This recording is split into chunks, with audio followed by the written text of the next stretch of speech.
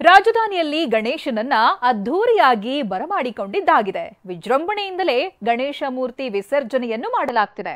ಆದರೆ ಪಿಒಪಿ ಗಣಪನೇ ಈಗ ದೊಡ್ಡ ತಲೆನೋವಾಗಿದ್ದಾರೆ.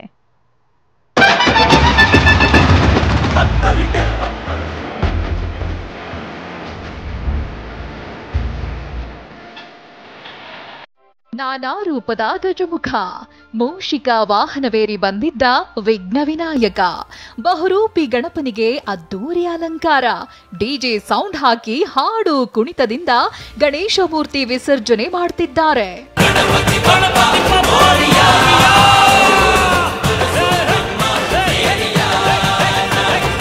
ಅದ್ದೂರಿ ಗಣೇಶ ಹಬ್ಬದ ಬೆನ್ನಲ್ಲೇ ನಗರದಲ್ಲಿ ಗಣೇಶ ಮೂರ್ತಿ ವಿಸರ್ಜನೆ ನಡೆಯುತ್ತಿದೆ. ನಗರದ 8 ಝೋನ್ಗಳ ಕೆರೆಗಳಲ್ಲಿ ಇಂದು 83,404 ಗಣೇಶಗಳನ್ನ ವಿಸರ್ಜನೆ ಮಾಡಲಾಗಿದೆ. 3 ದಿನದಿಂದ ಈ ತನಕ 4 ಲಕ್ಷದಷ್ಟು ಗಣೇಶ ಮೂರ್ತಿಗಳ ವಿಸರ್ಜನೆಯಾಗಿದೆ. ಯಡಿಯೂರು ಕೆರೆ, ಹೆಬ್ಬಾಳ ಕೆರೆ, ಸ್ಯಾಂಕಿ ಟ್ಯಾಂಕ್ ಸೇರಿ ಮೊಬೈಲ್ ಟ್ಯಾಂಕರ್ಗಳಲ್ಲೂ ಗಣೇಶ ಮೂರ್ತಿಗಳನ್ನ ವಿಸರ್ಜನೆ ಮಾಡಲಾಗ್ತಿದೆ. ಜೆಸಿ ರಸ್ತೆಯಲ್ಲಿ ಇರ್ತಕ್ಕಂಥ ಒಂದು ಅಂಗಡಿಗಳ ಮಾರಾಟ ಮಳಿಗೆ ಏನಿದೆ, ಅಲ್ಲಿ ರಾಜಾರೋಷವಾಗೇ ದೊಡ್ಡ ದೊಡ್ಡ ಪಿಒಪಿ ಗಣೇಶ ಮೂರ್ತಿಗಳನ್ನು ಅವರು ಮಾರಾಟ ಮಾಡ್ತಾ ಇದ್ದಾರೆ. 3-4 ತಿಂಗಳು ಮುಂಚಿತವಾಗಿಯೇ ಅದನ್ನು ಸೀಸ್ ಮಾಡುವಂಥ ಕೆಲಸ, ಶೋಕಾಸ್ ನೋಟಿಸ್ ಕೊಡೋದು ಅಥವಾ ದಂಡ ವಿಧಿಸುವಂಥ ಕೆಲಸ ಮೊದಲೇ ಮಾಡಿಬಿಟ್ರೆ ಅವರು ಆ ವರ್ಷಕ್ಕೆ ತಯಾರು ಮಾಡ್ಕೊಳ್ಳೋದು ತಪ್ತದೆ, ಅವ್ರಿಗೂ ನಷ್ಟ ಉಂಟಾಗೋದು ತಪ್ತದೆ.